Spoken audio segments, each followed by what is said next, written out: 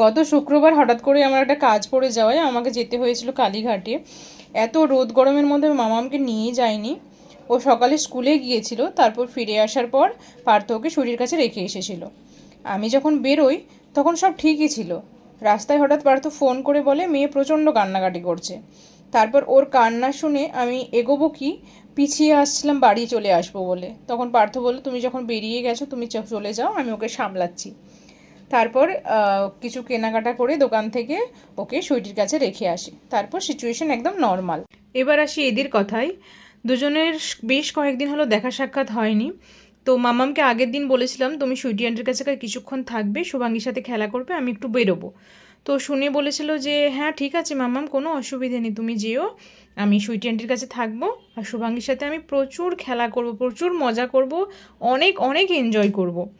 আর এদিকে শুভাঙ্গীর কন্ডিশনও সেম। সুইটি বলছিল যে স্কুল থেকে ফেরার সময় বা স্কুলে যাওয়ার সময় ফ্রেন্ডদের বলছিল আজকে আমার অভিশ্রুতি আমার বাড়িতে আসবে, দেখিস আমরা কত মজা করব, কত খেলা করব। অভিশ্রুতি আমার কত ভালো ফ্রেন্ড। তো দেখো ওদেরকে দেখেই বোঝা যাচ্ছে যে ওরা ওদের মধ্যে কতটা বন্ডিং, আর ওরা কতটা নিজেদের মধ্যে মিলেমিশে ভালোভাবে থেকে খেলাধুলো করছে।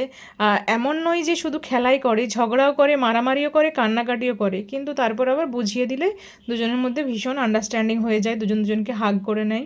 তারপর আমি ফিরে এসে কিছুক্ষণ সুইটির সাথে গল্প করে সন্ধেবেলা বললাম চলো সামনে একটা মন্দির আছে, ওখানে গিয়ে একটু ওদেরকে নিয়ে খেলাধুলো করাই। তো তারপর মন্দিরে এসে ওরা কিছুক্ষণ মন্দিরে দৌড়াদৌড়ি করলো, খেলাধুলো করলো, রাইম বলছিল এখানটায় বসে। তারপর যখন বাড়ি আসার সময় হয় দুজনেই কান্নাকাটি শুরু করে দিয়েছে।